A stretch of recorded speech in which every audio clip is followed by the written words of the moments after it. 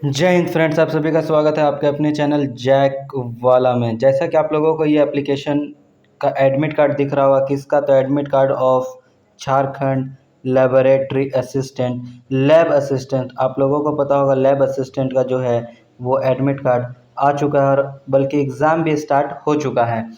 तो सभी के मन में एक बहुत ही बड़ा दुविधा वाला सवाल सबके मन में चल रहा है, और वो सवाल क्या है कि क्या इसके एग्ज़ाम प्रेफरेंस को जब आप लोग देखिएगा तो आपका लिखा हुआ है प्रेफरेंस 1, और उसके बाद फिर आते हैं अगर आगे तो लिखा है प्रेफरेंस 2, और फिर प्रेफरेंस 3। ये देखिए प्रेफरेंस 2 और फिर प्रेफरेंस यहाँ पे 3 लिखा हुआ है।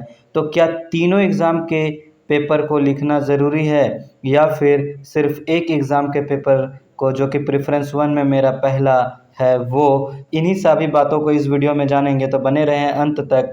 आपको हर एक बातों के जो है यहाँ पे स्पष्टीकरण हो जाएगा, हर एक बात जो है आपकी क्लियर हो जाएगी। तो जैसा कि आपको दिख रहा है यहाँ पे डिटेल्स, तो यहाँ पे डिटेल्स सारे लिखे हुए हैं कि कब है एग्ज़ाम, कहाँ है एग्ज़ाम, वो सब सारी डिटेल। उसके बाद आते हैं हम लोग, तो ये है पेपर 1। पेपर 1 याद रखिएगा, ये पेपर 1 जो है ये आपका जनरल पेपर है, ये सभी के लिए कंपलसरी है। ये तो आप मान के चलिए, इसको तो आपको देना ही होगा। उसके बाद आपने जो आपका जो ऑनर्स पेपर होगा वो आपको पेपर 2 में दिख रहा होगा, जो कि प्रेफरेंस 1 के साथ होगा। और जैसे ही इसको आगे बढ़ाएंगे तो आपका जो सब्सिडरी या जेनरिक पेपर हम लोग बोलते हैं वो आपको प्रेफरेंस 2, और अगर किन्हीं ने 3 भी लिया है तो उनका 3 भी दिख रहा होगा। तो ये तो सारी कहानी रही। आप सभी को पता है कि इसके फॉर्म भरने के टाइम पे एक आपको दिया गया था ऑप्शन कि अगर आपके 50% से ऊपर हैं आपके ऑनर्स पेपर और जेनरिक पेपर में, तो आप दोनों के लिए एलिजिबल होते हैं। मतलब आप अपने ऑनर्स पेपर साथ ही साथ आप जेनरिक पेपर के लिए भी एलिजिबल होते हैं, और साथ ही साथ बोल सकते हैं एक्स्ट्रा जो थर्ड प्रेफरेंस है उसके लिए भी। अगर यही कोई ST SC कैटेगरी से बिलोंग करते तो उनके लिए सिर्फ 45% था। तो मैं आपको इस वीडियो में बता दूं कि अगर आपका ये एग्ज़ाम प्रेफरेंस तीनों का पेपर देने का आया है डिटेल, चूँकि डेट सारे के अलग अलग हैं, तो आपको पहला पेपर जो कि आप मान के चलिए वो तो कंपलसरी है देना होगा। उसके साथ पेपर 2 जो कि प्रेफरेंस 1 है ये उसी डे है, सेम डे, और ये आपका ऑनर्स पेपर होने वाला है। ये आपका ऑनर्स पेपर होने वाला है, तो इसकी एग्ज़ाम तो आपको देनी ही होगी।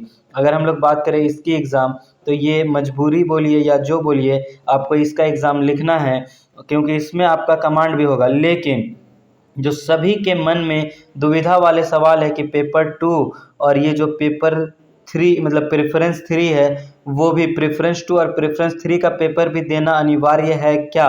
तो नहीं, मैं आपको बता दूं, नो, ऐसा नहीं है।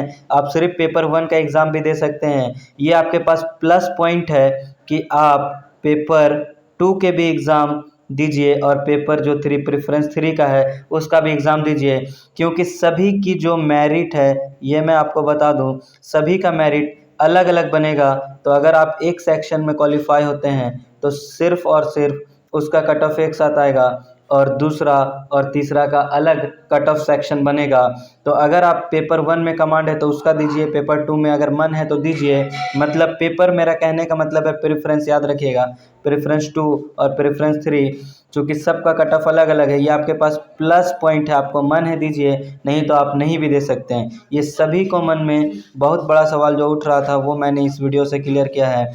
मिलते हैं नेक्स्ट वीडियो में किसी इसी तरह के नए अपडेट के साथ, तब तक के लिए जय हिंद।